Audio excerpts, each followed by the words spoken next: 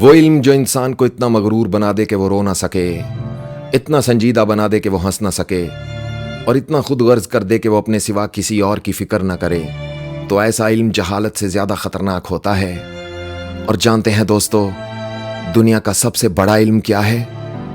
اپنی ذات کا شعور اور آگہی حاصل کرنا، اپنی ذات کے بارے میں جان لینا۔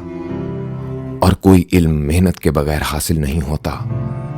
صحیح نشانہ لگانے کے لیے بھی صحیح علم کا ہونا ضروری ہے، کیونکہ غلط نشانہ کسی علم کا محتاج نہیں ہوتا۔ اسی لیے ان لفظوں اور خیالوں سے جو ہمیشہ زندہ رہتے ہیں، سیدھا دل کا نشانہ لیتے ہوئے آپ سب کو اپنے یوٹیوب چینل پر خوش آمدید کہتا ہوں۔ بندہ ناچیز کو عزیر رشید کہتے ہیں۔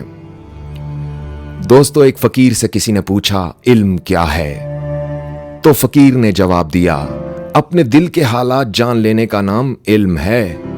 جو شخص اپنی اندرونی کیفیات سے بے خبر ہے وہ کبھی عالم نہیں ہو سکتا۔ سوال ہوا، کیا علم بھی کسی کو آواز دیتا ہے؟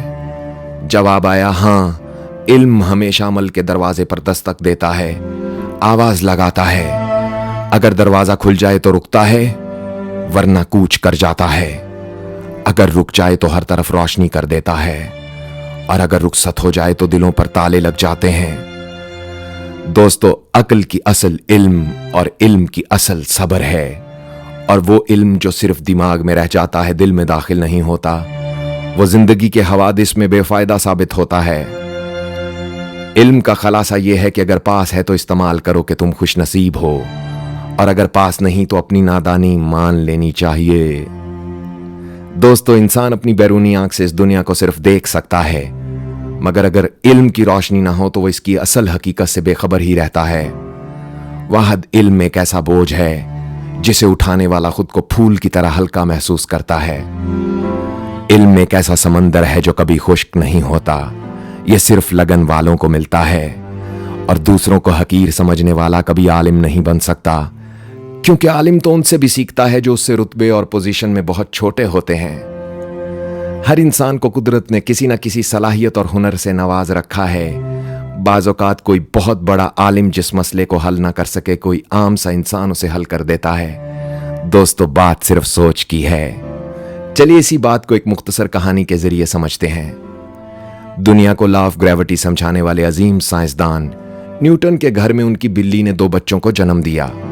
اب بلی اور اس کے بچے گھر کے اندر باہر پھرتے تھے، تو نیوٹن نے اپنے نوکر سے کہا کہ دروازے میں 2 سوراخ کر دو، ایک بڑا سوراخ جس سے بلی گزر سکے، اور ایک چھوٹا سوراخ جس سے اس کے بچے گزر سکیں۔ تو نوکر نے کہا، گستاخی معاف سر، مگر ایک ہی سوراخ، بڑا سوراخ جس سے بلی بھی گزر جائے اور اس کے بچے بھی نکل جائیں۔ تو نیوٹن یہ سن کر ہکا بکا رہ گیا کہ یہ معمولی سی بات اس کے دماغ میں کیوں نہیں آئی۔ تو دوستو، سیکھو اور سکھاؤ، اور علم کے خزانے کو بڑھاؤ، مگر یاد رہے سکھاتے وقت غرور مت کرنا، اور سیکھتے وقت شرم مت دکھانا، کیونکہ جہالت شرم سے بدتر ہے۔ اگر آپ کو ہماری باتیں، کہانیاں، انتخاب اور شاعری اچھی لگتی ہے تو یوٹیوب پر عزیر رشید کو سبسکرائب کیجئے۔ اپنا بہت خیال رکھیے گا، اور ان کا بھی بہت خیال رکھیے گا دوستو، جن کا کوئی خیال نہیں رکھتا۔ اللہ ہو آپ سب کا حامی و ناصر۔ اللہ حافظ۔